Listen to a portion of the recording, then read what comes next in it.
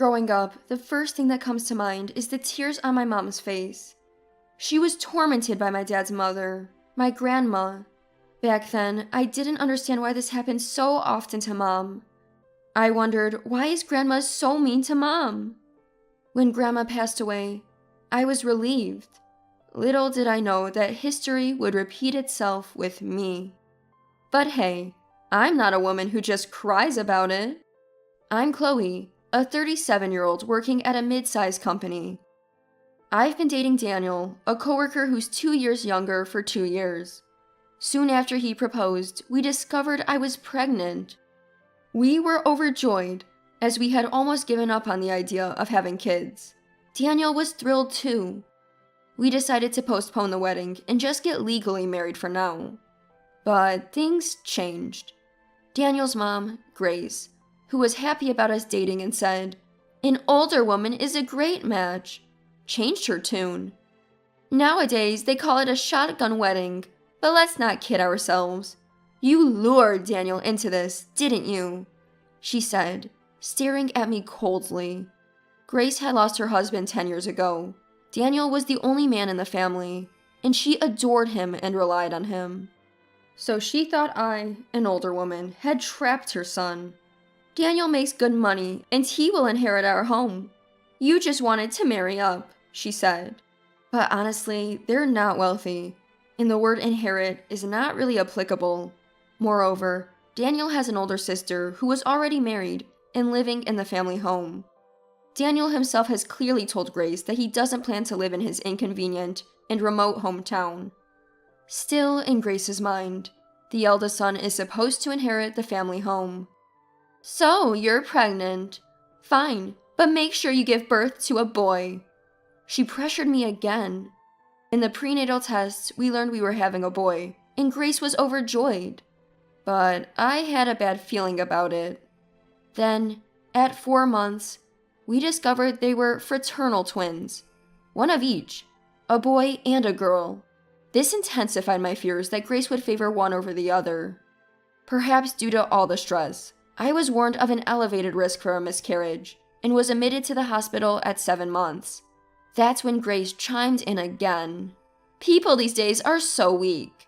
I had my share of difficulties during my pregnancy, but I never ended up in the hospital," she told my husband, who visited me every day after work, accusing me of being a useless wife. To make matters worse, she even began to doubt that the children were Daniel's.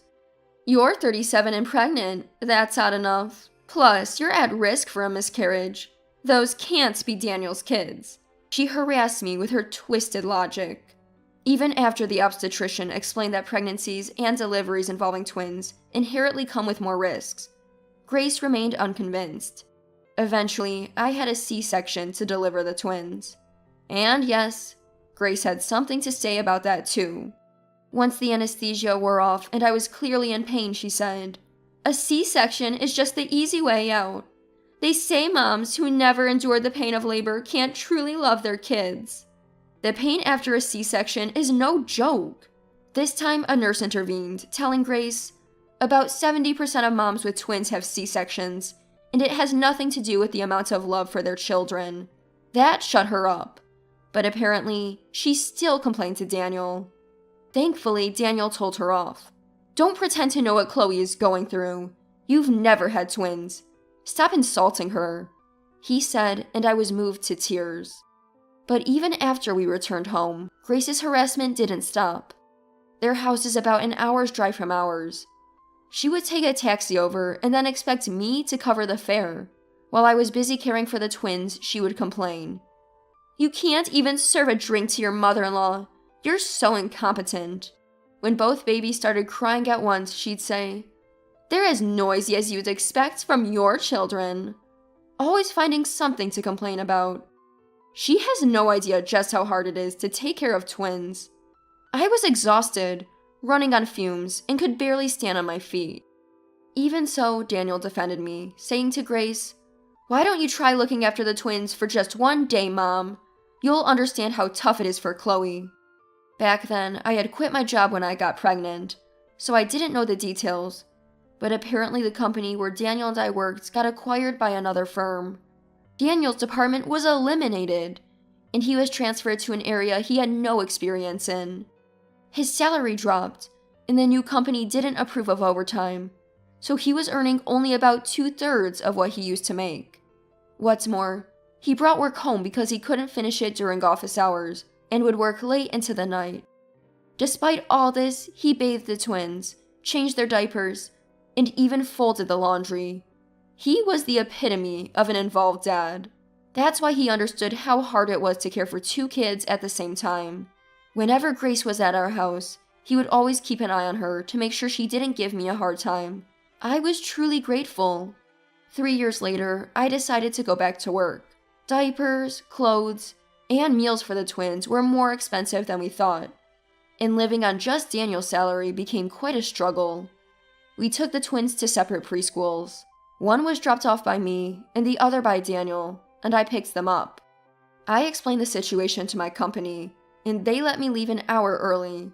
We were making it work. Grace had offered to pick up and drop off our son Andrew, but we declined. She had been showing favoritism toward Andrew ever since he was born, so we wanted to keep her away as much as possible. But there was no way to prevent her from showing up on weekends, taking a taxi to our house. She would arrive carrying bags full of toys, clothes, and treats for Andrew. When I tried to say, "Grace, it's nice that you buy things for Andrew, but please don't neglect our daughter Sophia," she would just ignore me and say, "Sophia looks just like you. She's not cute at all." The kids began to notice the difference in how Grace treated them. Andrew became clingy to Grace, while Sophia started hiding whenever she saw Grace. Once, Grace even took Andrew back to her house when Daniel and I weren't looking. To make matters worse, she told her daughter, Ava, that I was dumping Andrew's care onto her. Ava called us angrily, but it took Daniel explaining the situation to clear up the misunderstanding. But now Ava was upset, thinking Grace valued Daniel's family more because they had a son. The relationship became tense. The turning point in this ongoing feud between mother-in-law and daughter-in-law happened one weekend when the kids turned 5. At the time, I used to visit my parents' house on weekends. I'd get home around 8 p.m., and there was Grace, standing in the doorway, fuming. "So you leave your kids and go have fun on the weekend? You call yourself a daughter-in-law?" "I'm sorry. I had some things to take care of at my parents'. Daniel said he'd watch the kids," I replied, as I hurried to the kitchen and put a frozen hamburger patty in the microwave. "What time do you think it is? A hamburger now. You're gonna give us indigestion. And it's frozen. Could you be any lazier?" Grace yelled. "Actually, it's a homemade hamburger I'd frozen last Sunday. It's filled with veggies and just a little meat, so it's easy on the stomach. It's safe to eat at night." When I explained this, Grace hesitated for a moment, but then said, "Still, you're the wife. You should be able to serve fresh-cooked meals to your husband. This is all happening because you're working." But we still can't make ends meet. With the kids growing up, more money will be needed for food, clothes, and education. Well, Daniel is earning well, isn't he? He works for a big corporation since his old company merged. His salary has to be good, she argued. In reality, his salary dropped. Daniel explained the reason to Grace. He used to be a department manager in a mid-sized company before it was absorbed in a merger. He was then demoted to a regular employee. Moreover, the company's culture doesn't favor overtime, so hardly any extra money there. So quitting my job is out of the question. We can't save anything for the kids on Daniel's salary alone. Grace was still not convinced. "Chloe, you got another job recently, right? It's not been many years, so it's practically a part-time gig. Quit that job," she insisted. "Actually, Chloe makes twice as much as I do," Daniel revealed. Grace was stunned. "What? That can't be." Still skeptical, Grace finally heard the truth from me. While I make less money at my full-time office job than Daniel, I supplement our income on weekends. I upload videos to a particular site, all from my parents' home computer. The videos are all about raising twins.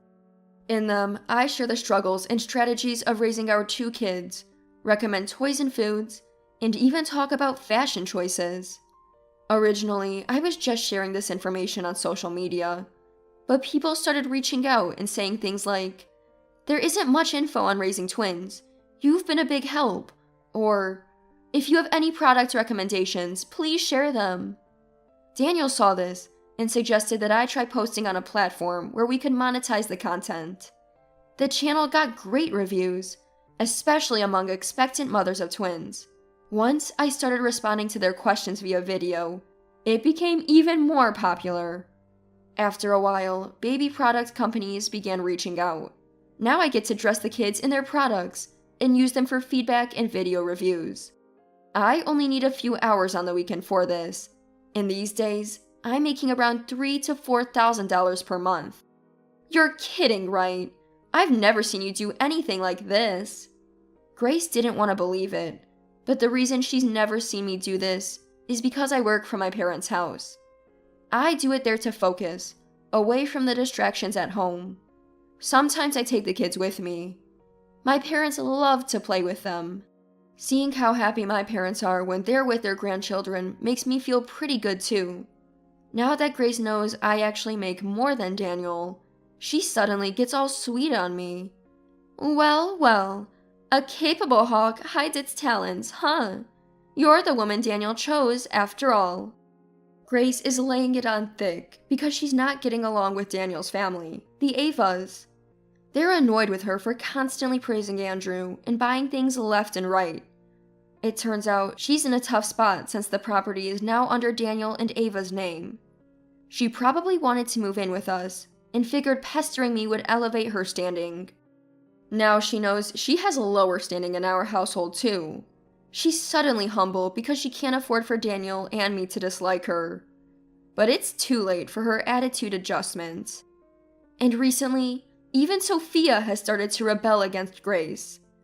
Just the other day, Grace made a comment about Sophia, saying, "Who needs a girl? They're just money pits. Wish I never had such a foolish granddaughter." Sophia retorted, "Well, that means you and your mom must be foolish too, since you're both women." Seeing the annoyed look on Grace's face, Daniel and I couldn't help but burst into laughter, thinking our daughter really told her off. There's no way we could ever live with Grace under the same roof. "I'm sorry, Grace, but I have no intention of living with someone who belittles and disrespects Sophia and me," I said. Later, Daniel spoke with Ava and found out that Grace had also been cold to Ava's 2 daughters, pressuring Ava almost daily to hurry up and have a boy. Apparently, Ava's daughters also disliked Grace and wanted nothing more to do with living with her. In the end, Grace moved back to her parents' home, where her sister's family lives. But with her attitude, it seems she's disliked by everyone in that household. Ava told us she's been getting daily complaint calls from Grace, who pleaded to live together again. Eventually, Ava blocked her number. Poor Grace. As for us, we decided to move to my parents' home before our kids start elementary school. We sent a text to Grace saying only we've moved, and we've cut off all contact since then. Now, including my parents, our family of 6 enjoys a lively life every day. Daniel and I are discussing continuing our video streams for a while longer and saving money to renovate our house.